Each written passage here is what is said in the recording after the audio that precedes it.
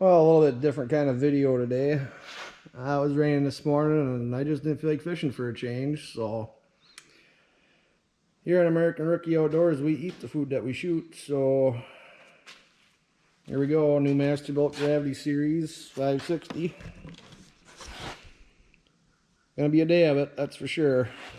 But I'm sick of smoking venison, trout, all that stuff, and not having a timer or being able to control it. No, this thing's just pretty much set it and forget it. So this should be interesting.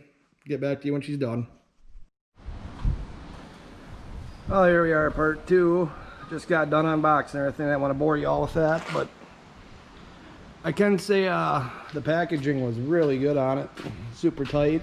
But yeah, there's just about 1 million pieces here to figure out and get thrown together. But out here in the land of the rocks and cows, we kind of just tend to do that kind of thing. So I'll get back to you when she's together.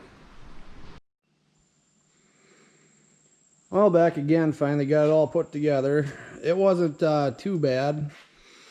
I'd say the build quality on these is decent for what you're paying. I mean, it's $500 where I picked this one up, Fleet Farm here, local store. But I don't know, it went together pretty good. It'd have been easier if I had help.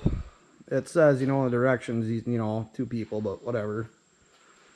Show you around a little bit quick.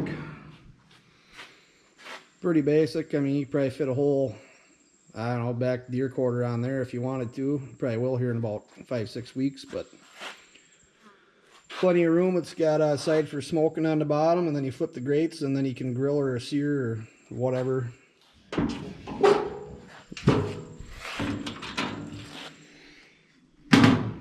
Charcoal hopper. And this one's kind of a new deal where if you're going to smoke with it, the way I understand is you just put a couple pieces of wood down here in ash catch, and the embers from the top will catch that and smoke for you. No propane, no nothing. So that's the main reason I bought it. It's all digital control here. You can set your temp, and it's got the fan underneath, controls your temperature. You got four thermocouples there for meat probes. They just go into the side there, and then you stick in if you're doing a brisket or whatever. So yeah, this is going to make smoking a lot easier for me. We'll give her a try here. I'll get back to you when I do the burn-in.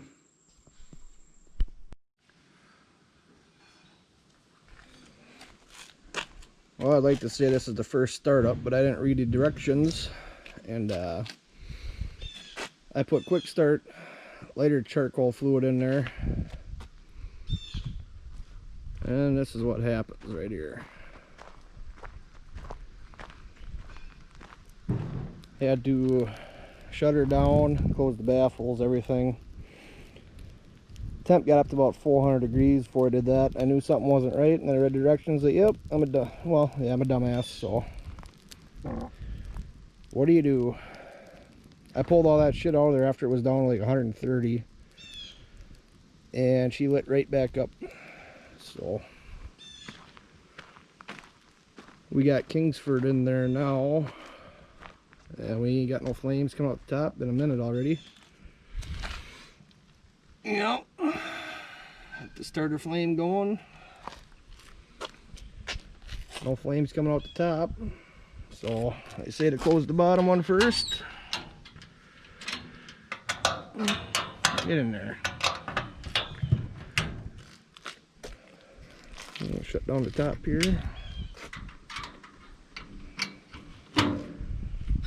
Power the unit on. Hit the temperature button. We'll set her at 250 for seasoning. Hit temperature. There, the fan turns on. And we're at 109. I won't bore you with the heat up. We'll see how good she does here. I didn't want to bore you with the heat up. There, just hit 251. Fan shut off. 251. 250. 250, 249. That's impressive.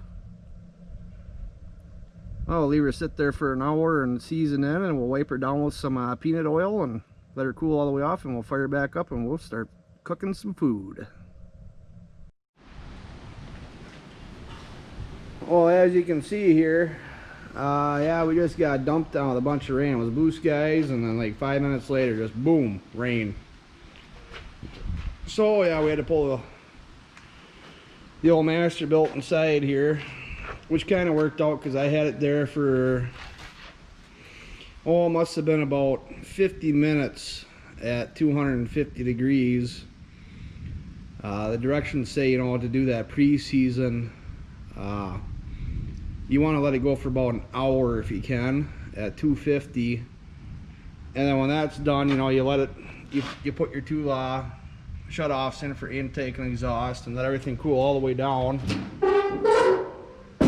And I don't know how well this is going to show up in here in the shed, but you can see like all the oil and everything, all the residues pretty much burnt off the grates and the racks, whatever. That main piece on the bottom, that's the one that was really dirty.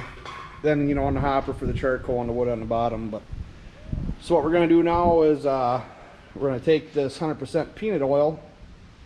We're going to wipe everything out inside and just wipe that baby down and get her nice and good wet, and we'll fire it back up to 400 and bake all that off, and we'll let it cool down one more time, and then after that we're gonna put peanut oil on it again, and then we're good to cook.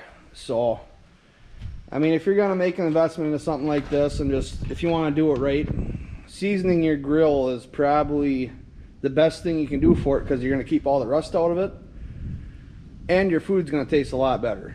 So that's just my 2 cents on the whole deal. If you're going to do something, you might as well do it right. So I'll get back to you when I'm cooking. I ain't going to waste your time on the next one. This is all the gunk and oil and everything that came off after that first 50-minute slow burn at like 50 minutes. And there's my mistake from earlier. But yeah, that is nasty. You definitely want to season your grill. So don't use the quick light charcoal if you're using one of these smokers that I'm showing you here. But I don't know if I want to eat them chemicals anyway. But point being is, that stuff just made it through about a 1/4-inch rainstorm in 10 minutes, and she's still going. So if you're out on the river camping and grilling and all that, make sure you put that stuff out with water, because it'll go and go and go until it's gone. That's all I got to say about that. Well, I know I wasn't going to show this, but here we are after the second seasoning. And still you're getting a lot of oil and stuff. It's getting pretty clean. That was the first rig, or maybe second rig.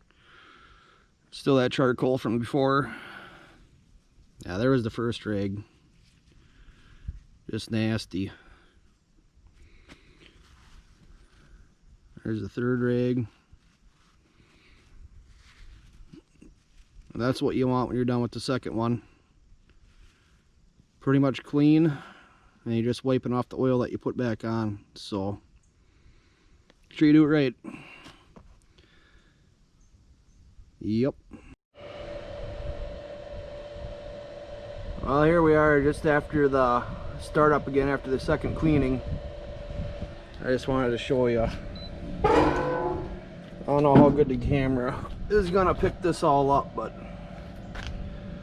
I'm looking at nice glossy interior. You got a little bit of smoke char in there, and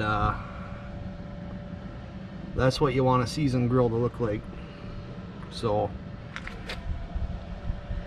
door is open, she won't heat up. We're gonna close it. Alarm goes off. We are at 117 and climbing up to 400. Cook some burgers quick before the rain comes. So yeah, here we go. First cook, new grill, love it. Alright, so here's what I'm doing for spices. I got one there that's done already. You did the one side, you flip it, 2 pieces of bacon, put 4 toothpicks in it, so when you flip it, don't get messed up. This one here, the top side seasoned. I got 2 pieces of bacon on there wrapped before I flip it. And this one here, this is how I'm going to season them. I'm going to take black pepper. Not a whole lot, just get a little covering on there. Got some smoky Montreal from Grill Masters. Not a whole lot either.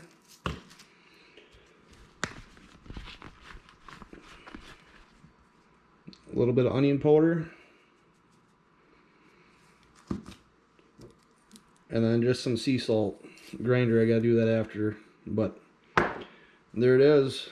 That's the recipe.